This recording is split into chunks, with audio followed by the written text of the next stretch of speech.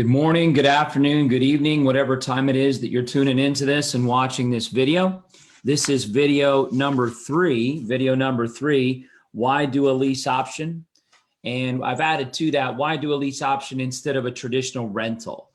And so this is Pip Stellick. And as I told you earlier, I'm going to be doing a series of videos on lease option. We've got some cool stuff that's going to be coming up towards the middle of the month.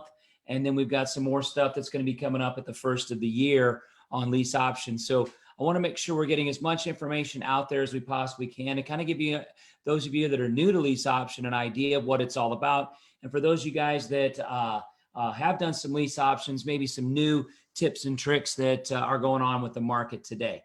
So as I said, why do a lease option instead of a traditional rental?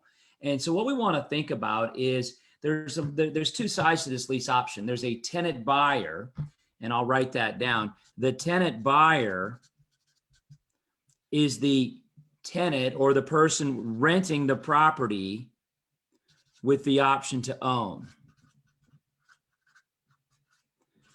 And I won't get into too much of the vocabulary right now. They're called the optionee.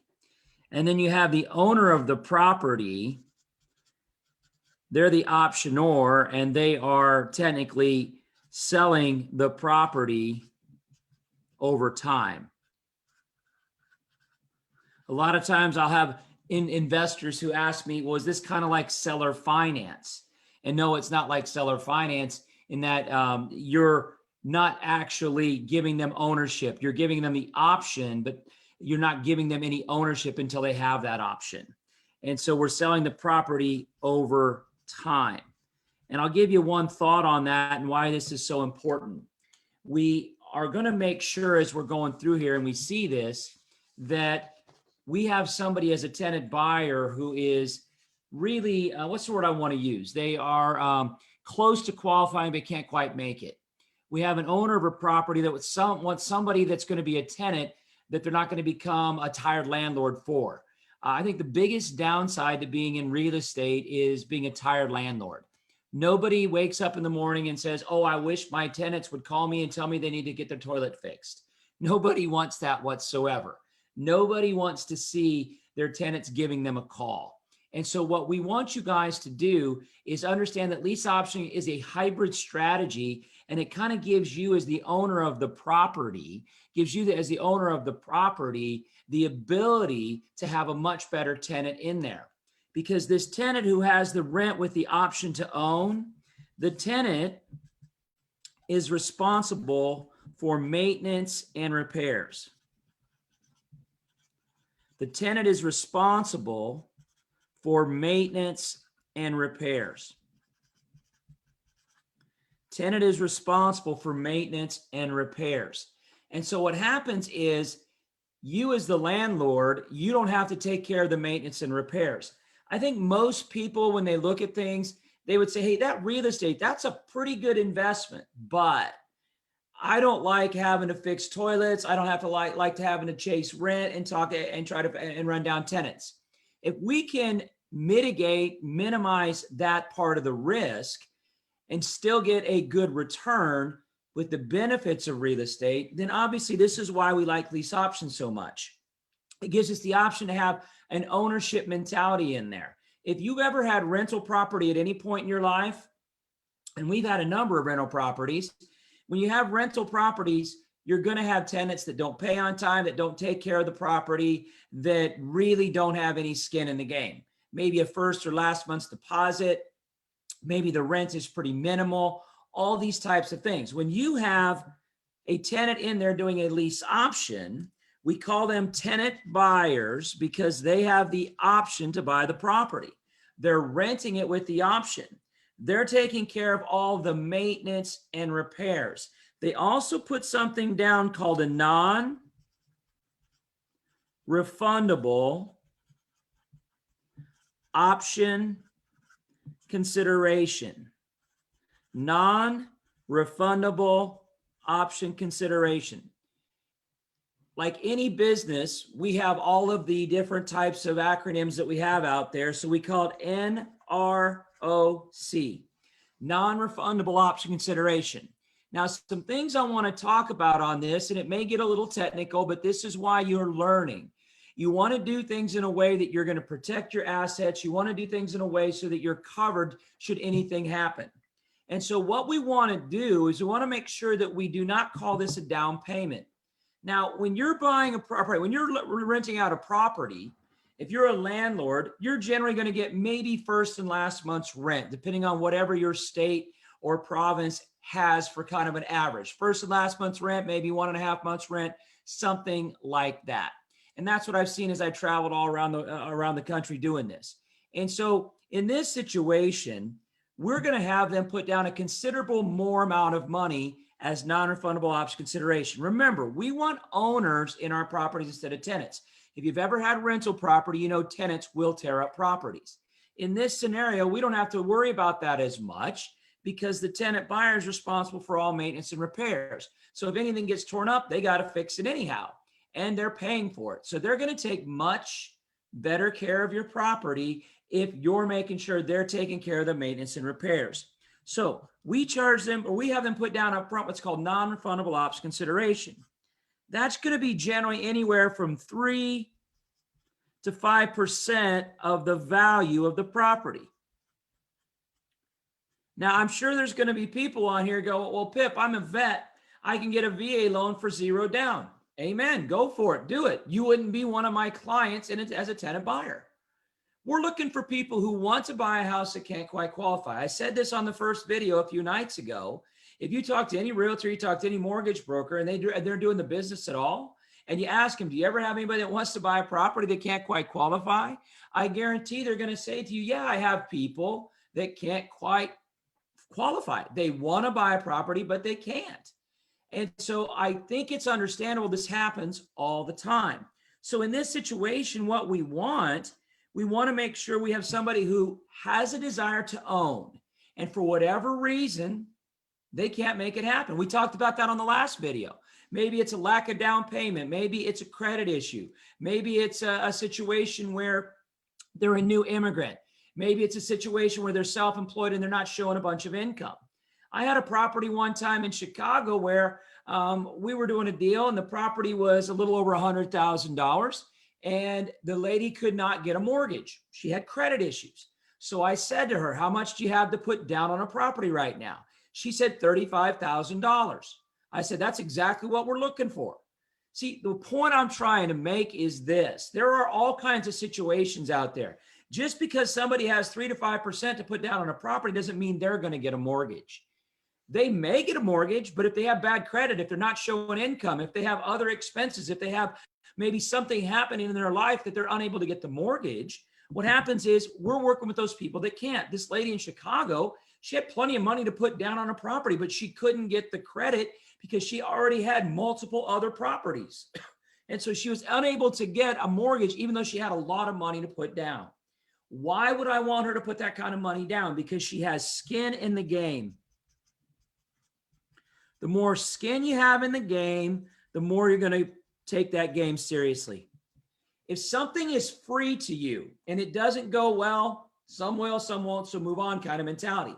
But if you have skin in the game, you are obviously going to make sure that you're following through and doing what you need to do.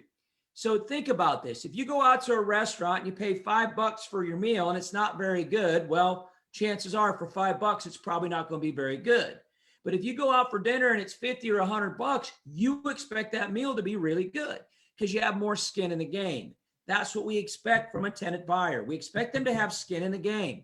But what we also expect them to do is take care of the maintenance and repairs. Because what we're doing as the landlord is we're giving them the option to buy this house in the future. This is a very important piece of what we talk about here. And I think many people miss it because what are they doing? They're basically thinking, oh, I've got to be a landlord and I just got to have tenants. And they're going, you know what? My tenants tear up my properties. You know what? My tenants obviously are not very, they don't have any home ownership or they don't have any pride of ownership. How do we give them pride of ownership? We give them the ability to buy the house in the future. What this does for us as investors, it lowers our risk. Now, the one thing I would never say, I talked about this on the first video, always and never are pretty tough words to live up to. And so one thing I always want to do, however, is make sure that we're trying to protect you as an investor. I want to always, so there's an absolute, try to make sure everybody's protected that learns how to do this stuff. And the best way to protect you is to make sure the person you're working with has skin in the game. If there's no skin in the game, there's no reason for them to stay in the property. They're going to tear up property. If they know they have the opportunity to own it, they're going to take a lot better care of the property. The old saying is, tenants tear up property, owners take care of properties. And so it's vital as we go through this example that we want to make sure we have owners in the property. What that does for me as an investor, it mitigates my risk. I didn't say eliminate it, I said mitigate it. It brings your risk down exponentially. We cannot buy property and say that it's no risk because there's risk involved. But what we can understand with lease option or rent to own, whatever you want to call it, is we have mitigated our risk. Is it more complicated than traditional rental? Amen. Of course, it's more complicated. Also, do you own the property for 30 years? No, you own the property for 1, 2, 3 years. You're owning it and you're giving somebody the option to buy it in the future, selling the property over time. Now, understand, since we have this significant amount of non-refundable option consideration, one of the questions I always get from students is, well, what if?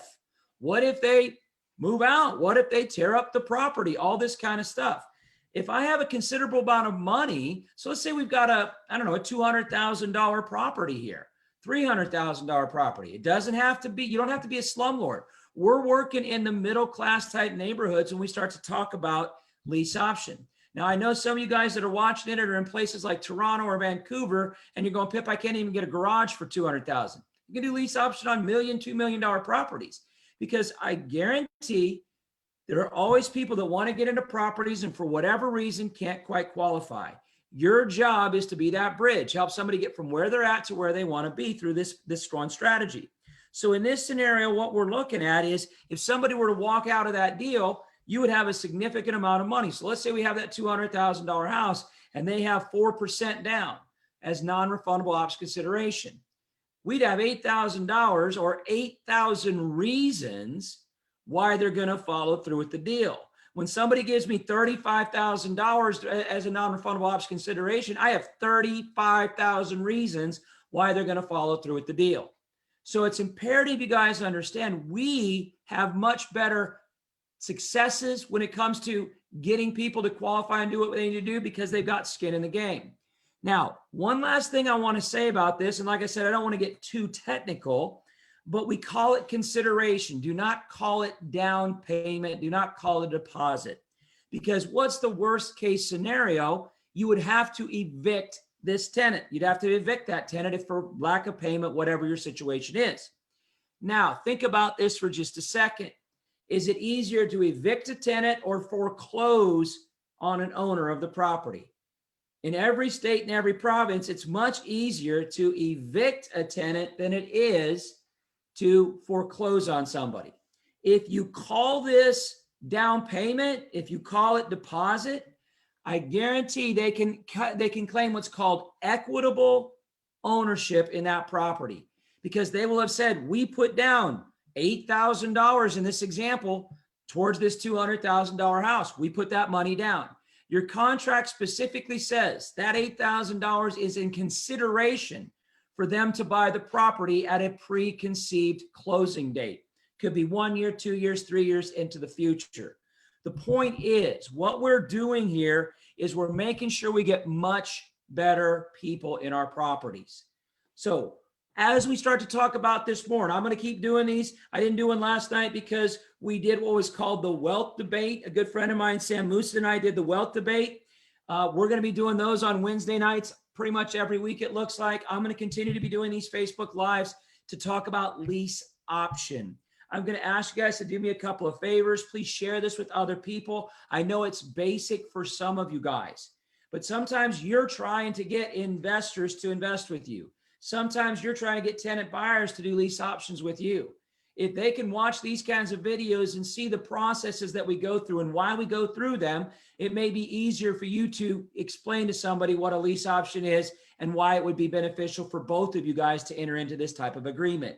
So share this with other people, make comments in the comment box. And so thanks, Rebecca. I just now saw some comments coming in there. And so we appreciate that, Rebecca. And that's the cool part about it. As we go through this, I'm going to be doing this over the next, probably, like I said, 20, 30 days up until the first week of January. And then we're going to have some really cool stuff with some lease option stuff at that point. And so we want to keep delving deeper and deeper and deeper into this. Each day, I'm going to take another topic with lease option and explain how that process works, about 10 to 15 minutes at a time. So please do me a favor, share this with other people, like my Facebook page if you would, go and watch this on YouTube. Please do all that kind of stuff, because I guess I keep being told that's how you market your business in the year 2020. So since I can't be out in hotel rooms in front of people talking and doing this all over the world, I'll do it from my basement with these big lights on me and being able to talk to people all over the world. So saves on travel time. There's no doubt about it. So we'll do another one of these tomorrow. Please do me a favor. Turn to somebody you know, somebody you don't know, and tell them you're going to be all right. We'll talk to you guys soon. Have a great day.